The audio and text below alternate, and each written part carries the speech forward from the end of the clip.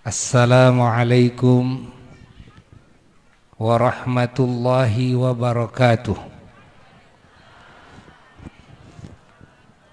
Alhamdulillah wa afdhalus salati wa atammut taslimi ala sayyidina wa maulana Muhammad wa ala alihi wa sahbihi wa mawalah. Wala hawla wala quwwata illa billah.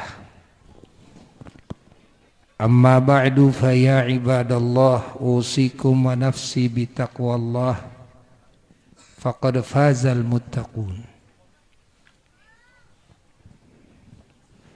Wa qala Rasulullah sallallahu alaihi wasallam, an-nikahu sunnati wa fi riwayatin min sunnati, faman raghiba an sunnati falaysa minni. Al-hadis. Hadirin hadirat rahimakumullah, alhamdulillah di sore hari ini kita dipertemukan kembali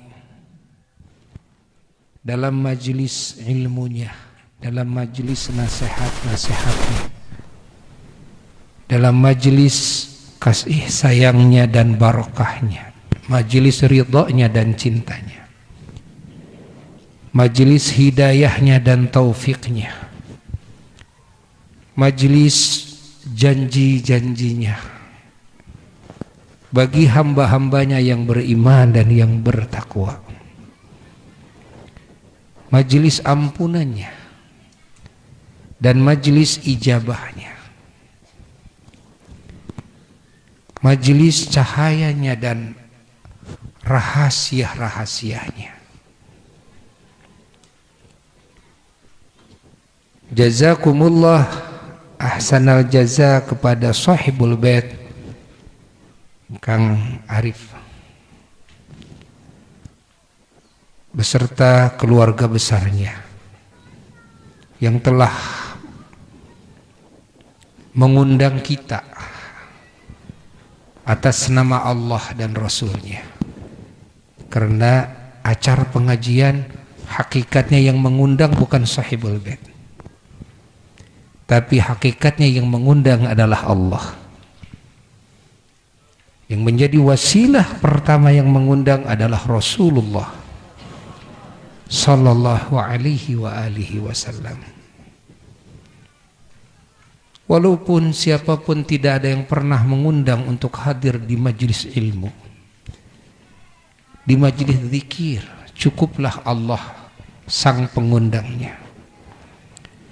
Cukuplah Rasulullah sallallahu alaihi wasallam sang pengundangnya. Karena setiap manusia yang beriman kepada Allah diperintahkan untuk mencari ilmu, diperintahkan untuk duduk di majelis zikir. Maka kita semua alhamdulillah bersyukur bahwa kita dikumpulkan di sini hakikatnya adalah kehendak Allah. Walaupun di diri kita juga ada kehendak, namun kehendak yang ada di diri makhluk kalau menyamai kepada kehendak Allah jadi, dan kalau tidak menyamai kepada kehendak Allah tidak akan jadi. Tetap ketika hati makhluk berkehendak atau hati makhluk tidak berkehendak, maka yang jadi adalah kehendak Allah. Maka kita wajib bersyukur kepada Allah yang mengumpulkan kita semuanya dalam majelis yang agung ini secara wasilah. Kita juga harus bersyukur kepada yang Allah jadikan sebagai wasilah kita bisa berkumpul. Kita mendapatkan warna-warni anugerah dari Allah, wasilahnya adalah niat mulianya sahibul bait. Maka kita doakan semoga Allah Ta'ala melimpahkan karunia kepada sahibul bait, dan juga kepada putra-putrinya yang baru saja kemarin masuk kepada bahtera rumah tangga, yaitu Jang Ade Nurrahman Arif dan juga mantu beliau adalah Neng Alna Dwi Permata Subhana. Semoga pernikahannya oleh Allah Subhanahu wa Ta'ala dihujani dengan keberkahan, dan oleh Allah dihujani dengan rahmat, oleh Allah dihujani dengan hidayah dan taufiknya, oleh Allah dibarengi dengan keridhoannya, dan oleh Allah ditolong, oleh Allah dijaga dari segala kejelekan zahir dan batinnya, dunia dan akhiratnya, dan dikasih kebahagiaan yang abadi dari dunia sampai surga, dikasih derajat yang tinggi, kemuliaan yang abadi dari dunia sampai surga, dikasih keberuntungan yang abadi dari dunia sampai surga. Ketahuilah bahwa tidak semua manusia yang kawin berumah tangga lalu mendapatkan kemuliaan, mendapatkan keuntungan, mendapatkan kebahagiaan yang abadi. Tidak.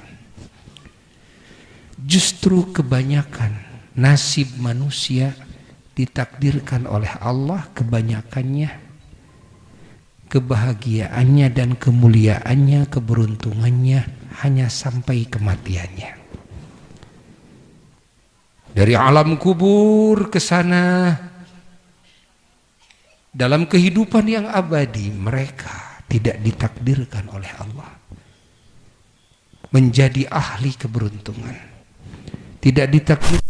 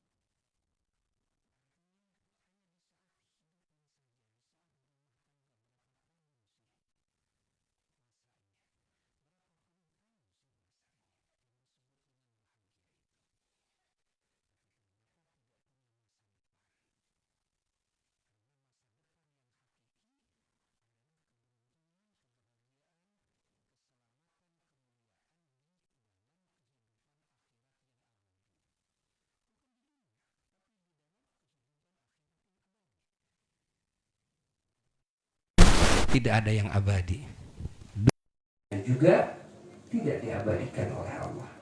Maka ingin Buya jelaskan kepada saudara-saudara umat Islam bahwasanya kebahagiaan, atau ada istilah sekarang samawa, yakni sakinah, mawaddah, warahmah. Rumah tangga yang tentram, damai. Rumah tangga yang sakinah itu namanya. Rumah tangga yang penuh kecintaan, satu sama lain saling mencintai. Namanya rumah tangga yang mawaddah. Yang dipenuhi hatinya sifat sayang, dengan sifat sayang kepada sesamanya. pada teman hidupnya, kepada istri, kepada suami, kepada anak, orang tua. Nah, itu namanya rumah tangga yang rahmah. Namun kafir juga dikasih, kan? Ternyata binatang juga dikasih, hatta singa juga dikasih. Singa itu katanya galak, tapi ternyata kepada istrinya sendiri sayang, cinta. Benar enggak? Kepada anaknya sendiri sayang. Sama. Masya Allah. Semuanya dikasih sakinah mawaddah warahmah. Dan sakinah mawaddah warahmah ini bertambah ketika, kan, bertambah dengan wasilah ya, bukan bertambah, lahir dari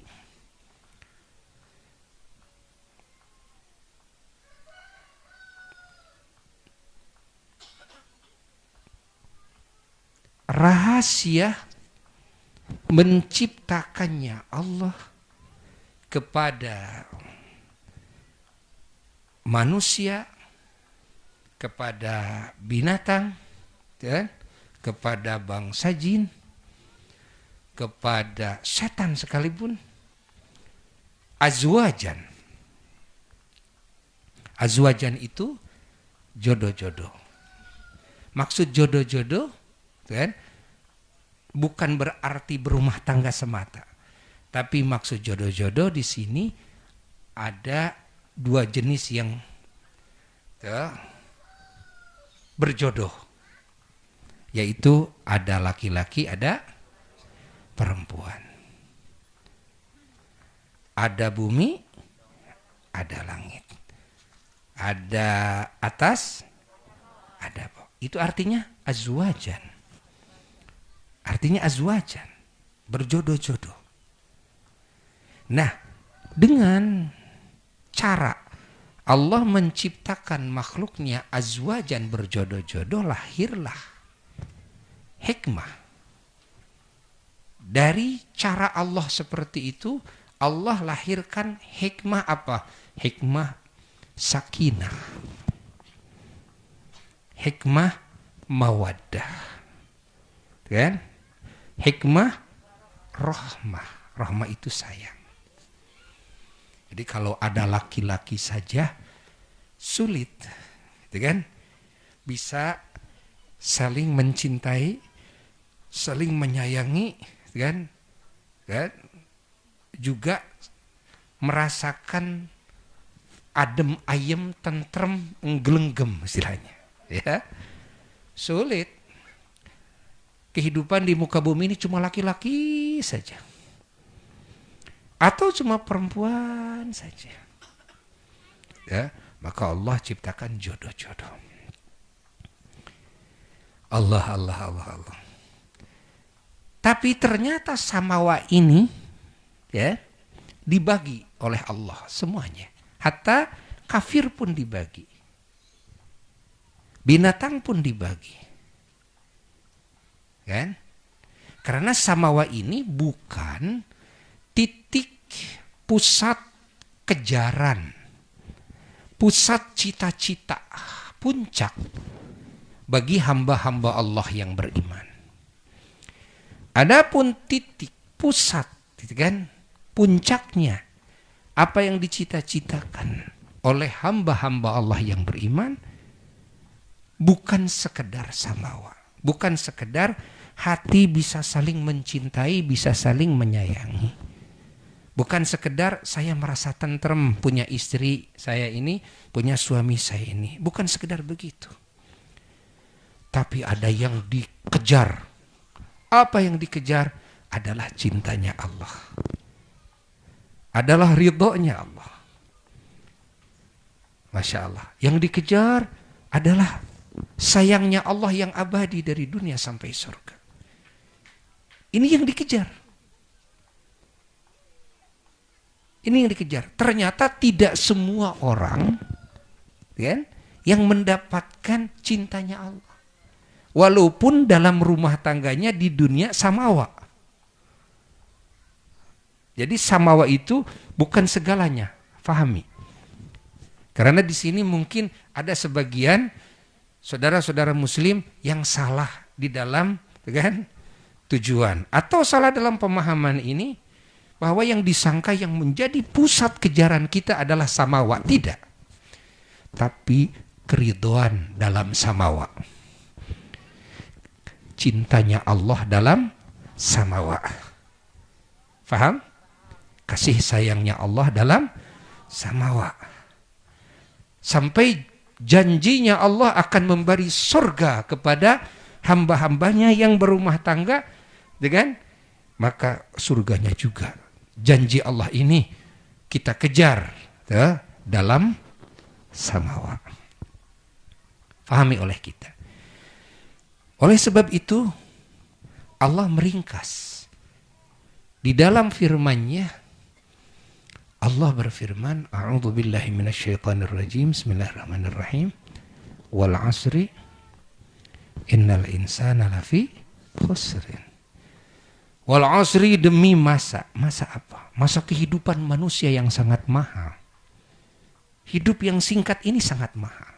Karena dalam hidup yang singkat ini manusia bisa menjadi ahli surga atau menjadi ahli neraka. Apa yang menentukan? Yang menentukan adalah perbuatan-perbuatannya di saat dia hidup di mana? Di dunia. Nah, semua manusia Allah katakan innal insana, sesungguhnya semua manusia lafi khusrin. Semua ada dalam kerugian. Fahami oleh kita, semua ada dalam kerugian. Jadi kaya dan miskin bukan jadi patokan keuntungan. Sehat dan sakit bukan menjadi patokan keuntungan. Jenius atau bodoh bukan jadi patokan keuntungan. Sekali lagi, kan? Kaya dan fakir, miskin bukan jadi patokan keuntungan. Masya Allah. Sehat dan sakit bukan menjadi patokan keuntungan. Tingginya jabatan dunia dan sama sekali tidak punya jabatan dunia bukan jadi patokan keuntungan. Punya gelar dan tidak punya gelar, cerdas dan bodoh bukan menjadi patokan keuntungan. Gagah dan lemah, sakti mandraguna dan sama sekali lemah, itu kan tidak menjadi patokan keuntungan. Apa yang jadi patokan keuntungan? Semuanya dikatakan rugi semuanya. Illalladzina amanu, kecuali orang-orang yang beriman. Oh, yang menjadi patokan keuntungan titiknya di mana? Di iman. Imankah ini yang berumah tangga kepada Allah? Bahkan berumah tangga dan tidak berumah tangga di dunia tidak menjadi patokan keuntungan. Dari kata sampai mati tidak pernah punya suami, nanti juga akan dikawinkan di surga. Kalau punya iman, kan? Sampai mati tidak pernah punya istri, nanti mah banyak istrinya di surga. Kan? Perempuan yang di dunia sangat takut kalau suaminya kawin lagi, ternyata yang paling dibanggakan di surga kalau punya suami banyak istrinya. Mau tidak mau itu mah. Kan? Wah, saya nanti di surga harus bersaing. Iya, tapi saya merasakan di dunia persaingan baru culang-cileng saja suami saya. Ya kan? SMS ya yang biasa-biasa saja. Saya sudah panas, sudah marah. Bagaimana nanti? Masya Allah di surga. Bayangkan, dalamannya gedung-gedung surga itu sama dengan luarnya. Artinya bagaimana? Artinya kalau melihat dari dalam keluar, dari luar ke dalam itu bisa tembus. Masya Allah, bahannya begitu hebat, bisa tembus. Coba bayangkan, kan? Istrinya banyak, kelihatan dengan si ini, dengan si ini, dengan si ini, tambah lagi bidadari. Ada yang punya bidadari sekian puluh, sekian ratus bidadari. Allah, Allah, Allah. Waduh, saya stres kalau begini. Kata wanita, jangan tergesa-gesa. Jangan menghakimi Tuhan. Kenapa jangan menghakimi Tuhan? Karena yang menjadikan kamu sekarang panas adalah Tuhan. Yang menjadikan sekarang kamu cemburu adalah Tuhan. Kamu ciptaan Tuhan. Nanti di surga dibalik oleh Allah, yang mana nanti di surga Allah akan menciptakan kebahagiaan yang luar biasa ketika kamu punya saudara-saudara, istri-istri suamimu nanti di surga. Faham? Jadi dibalik oleh Allah. Sekarang kalau sholat pahit, wah, kalau zikir pahit, pahit. Baca Quran, pahit. Tapi kalau nanti di sana, wah, tidak ada hal yang termanis. Masya Allah, kecuali mengingat Allah, menyebut nama Allah. Masya Allah, mendengar firman Allah, mengucapkan firman Allah, melihat zat Allah, mendengar firman.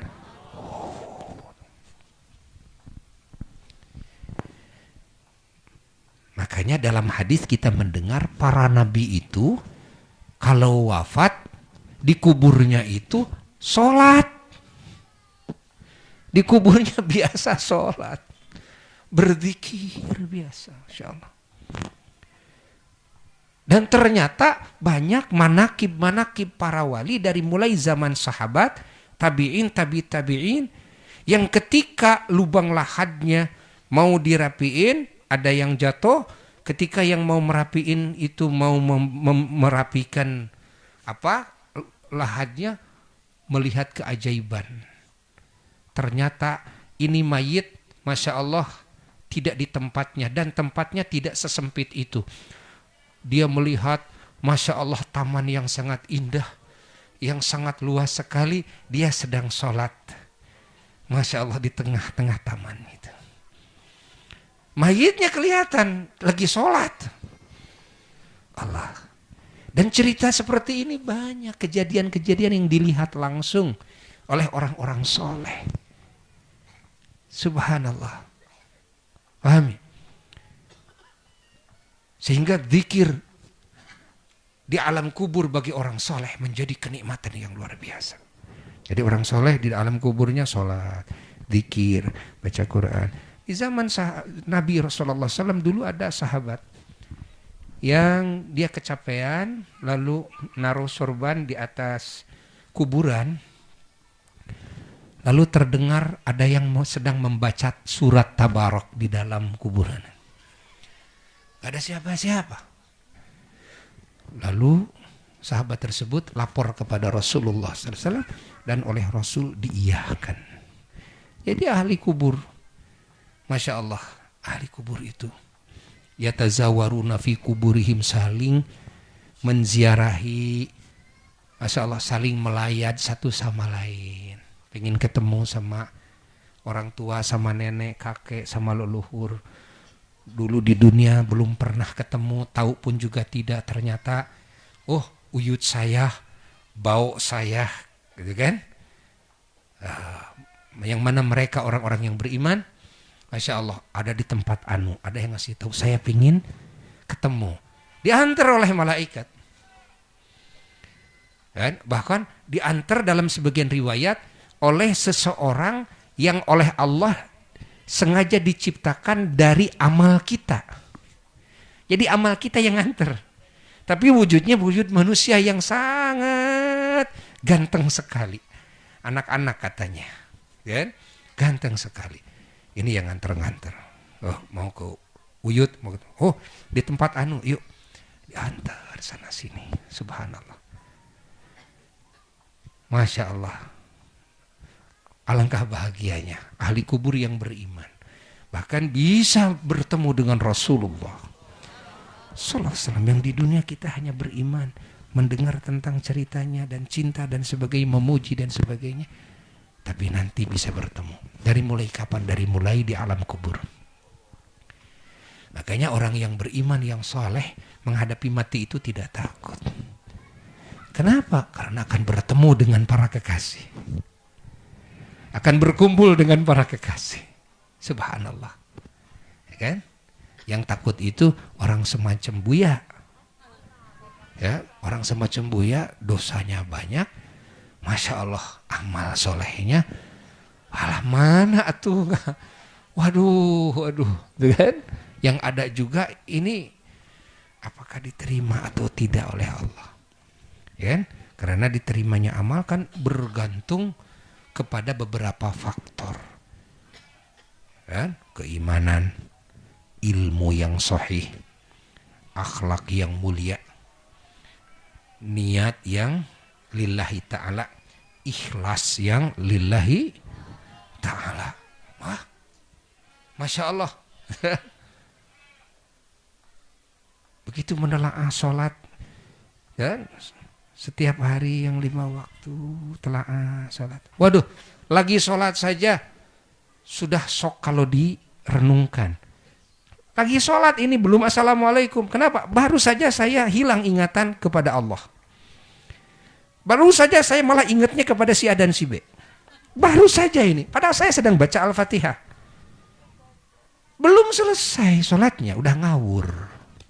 Loh, sholat seperti ini yang bisa dijagokan oleh kita? Tidak mungkin. Yang jelas-jelas fasih keburukannya, kan? Ya itulah maksiatnya, kan? Itulah saya kalau melihat keburukan, melihat maksiat, kemunkaran, kedzaliman, saya sangat fasih, ya.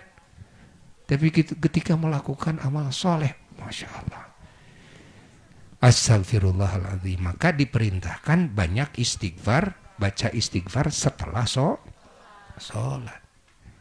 Sedikitnya mengistighfari apa? Ya, ketidakbenaran di dalam sholat. Jangan punya pikiran, kok kenapa saya habis sholat? Kan sholat sudah taat kepada Allah. Kok saya harus istighfar? Oh, kamu congkak. Kalau begitu kamu sudah merasa dirimu benar, salatmu benar. Coba dari mulai Allahu Akbar sampai assalam. Salat yang mana yang mulus, ingat kepada Allah terus semuanya. Waduh. Allah. Faham? Illalladzina amanu, tuh kan. Kecuali orang yang wa amilus sholat, dan yang beramal soleh. Wa tawasau bil haq, yang rajin memberikan wasiat, nasihat kepada yang lain kepada kebenaran. Wa tawasau bis sabri, yang rajin saling mewasiati kepada sesamanya kepada kesabaran. Oh, jadi ternyata ini yang menjadi tolak ukur keberuntungan itu iman, amal soleh, dan rajin saling menasehati. Itu kan? Masya Allah. Fahami oleh kita semuanya. Bukan kaya, bukan. Makanya ketika kita menyendiri, ketika kita berumah tangga, tetap yang harus diutamakan di dalam hidup kita ini adalah membangun keimanan, memperbagus dan memperkuat keimanan, keilmuan, ketakwaan, amal soleh, al-akhlakul karimah, dan membangun dakwah, yakni saling wasiat mewasiati kepada sesama, kepada kebenaran dan kepada kesabaran. Nah ini ya, karena dengan inilah kita bisa beruntung, bukan dengan kaya di dunia. Maka siapa yang ingin hidupnya punya masa depan, masa depan orang yang beriman mana? Sorga. Bukan masa depan itu tua, tidak, kan? Karena tua tetap mati, nggak ada masa depan kalau untuk hanya sampai mati, tidak. Kan itu kan masih lewat, dan kehidupan dunia sangat sebentar, kehidupan akhirat panjang. Nah, masa depan yang dijanjikan hanya bagi orang yang beriman dan yang beramal soleh dan yang rajin memberikan wasiat bil haq, kepada kebenaran kepada yang lain, dan wasiat bisabr, kepada kesabaran kepada yang lain. Fahami oleh kita semua. Maka wasiat al-fakir kepada diri al-fakir dan kepada keluarga dan kepada semua jamaah dan kepada semua sesama muslim. Dalam segala situasi kondisi apapun, jaga iman. Perkuat iman. Jadi apa saja kita, mau jadi orang fakir kek, mau jadi orang kaya kek, mau jadi rakyat, mau jadi pejabat, mau jadi orang bodoh kek, mau jadi orang pintar kek, mau jadi orang yang lemah, mau jadi orang yang kuat, mau jadi orang yang punya gelar, mau jadi orang yang tidak punya gelar sama sekali, terserah. Tapi itu bukan kejaran kita. Itu bukan titik fokus yang kita kejar. Bukan, kan? Silahkan kita kejar rezeki yang banyak, kita kejar silahkan. Kan? Usahakan badan sehat, tapi kan walaupun diusahakan badan sehat sampai kapanpun ujungnya mati. Orang takut sama corona, orang takut sama berbagai penyakit dan sebagainya yang sudah ditentukan oleh Allah, jadi yang tidak ditentukan gak akan jadi kok. Dan yang ingat, ditentukan yang tidak ditentukan ujungnya sama, semua mati. Kan? Orang yang zalim pingin membunuh sesama manusia, lalu bunuh, kan? Dibunuh oleh mereka, dibunuh oleh dia, manusia dibunuh oleh dia, merasa bahagia saya bisa membunuh. Rasain loh. Ingat, apakah dia tidak akan mati? Mati juga. Kematian bukan dibunuh, tapi kematian dimatikan oleh Allah. Ya kan? Bukan dibunuh, bukan. Karena yang membunuh juga akan mati. Lalu siapa yang membunuh yang nanti ketika dia mati? Siapa yang mematikan yang si pembunuh itu? Allah. Tidak ada dua Tuhan. Kan? Kalau yang membunuh tadi adalah si fulan, si anu. Tapi yang membunuh si fulan, gitu kan? Adalah Allah. Loh, ada dua Tuhan? Lah. Hanya Allah. Jalla jalaluhu wahdah. Pahami? Ya, yang terpenting adalah kita membangun keimanan ini. Membangun ketakwaan, amal soleh. Bangun oleh kita. Jangan sampai rumah tangga kita banyak harta tapi gersang dari sholat. Gersang dari zikir, gersang dari ilmu Allah, gersang dari nasihat. Aduh, celaka. Celaka, tidak punya masa depan kita. Tidak punya masa depan. Allah. Maka kita perlu dorong, ya kan? Saling dorong satu sama lain. Buya datang ke sini mendorong, ya kan? Bukan memerintahkan, tidak, tapi mendorong. Kenapa? Karena boleh jadi ini pengantin juga ngaji, ya kan? Ngaji. Jadi tinggal mendorong saja agar semakin getol ngajinya kepada ulama, agar semakin getol ibadahnya, agar semakin mantap keyakinannya, agar semakin mulia akhlaknya, ya kan? Seperti apa namanya? Ikon Sumedang. Sumedang simpati. Apa simpati itu? Di sana ada agamis, gitu kan? Pak Bupati menghendaki tafsirannya agamis itu akhlaknya. Ini juga benar, gitu kan? Ini juga benar. Masya Allah. Maka usahakan warga Sumedang ini semua berjuang bersama-sama, membangun keimanan, kan? Membangun ketakwaan, membangun al-akhlakul karimah, kan? Pahami? Membangun dakwah. Karena yang disebut agamis, agama itu ada dalam area iman, Islam, dan ihsan. Dan juga ada dalam area iman, takwa atau amal soleh, dan juga dakwah. Dakwah, tarbiyah. Alhamdulillah, ya. Alhamdulillah. Buya bersyukur kepada Pak Bupati kita. Masya Allah, yang terus meningkatkan. Masya Allah. Alhamdulillah. Khususnya dari sisi keagamaannya, yang agamisnya itu, alhamdulillah. Ada wajib maghrib mengaji, kan? Hatta Pak Bupatinya juga ngaji, kan? Dengan semua para pejabat. Hatta alhamdulillah para pejabat Sumedang itu, masya Allah, pesantren di Asyifa di Simpang. Alhamdulillah, pesantren kilat kerjasama dengan pemerintah. Alhamdulillah.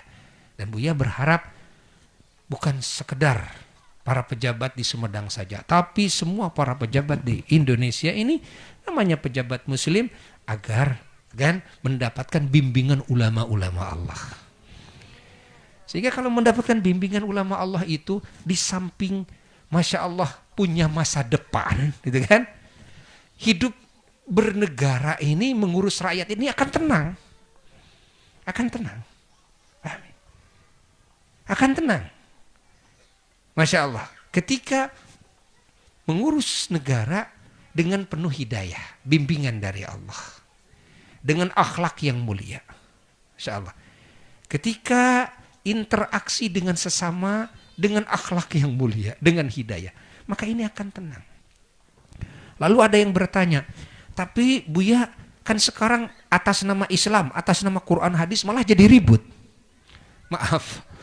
Maaf, kan? Tidak semua yang mengatasnamakan Quran dan hadis atau mengatasnamakan Islam itu dia sudah memahami dan dia sudah bisa mengamalkan kepada makna-makna Quran dan sunnah tersebut, kepada akhlak-akhlak Nabi, kan?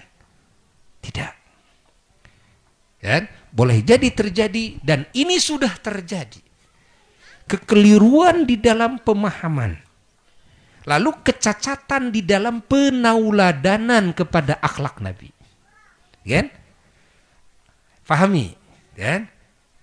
Ini terjadi di kalangan orang yang sudah disebut ulama, atau disebut kiai, atau disebut da'i dan mubalik. Sehingga seharusnya menyatukan malah memecah belahkan. Kan?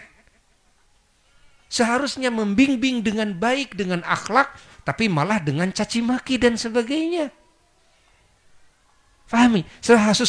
Seharusnya merangkul semua kalangan agar semuanya selamat, agar semuanya jadi ahli surga. Non muslimnya dirangkul, orang-orang bodohnya dirangkul, bahkan ahli kemunkarannya juga dirangkul, dinasihati dengan baik, sehingga dengan cara akhlak yang mulia itu tidak ada yang tersakiti dulu hatinya.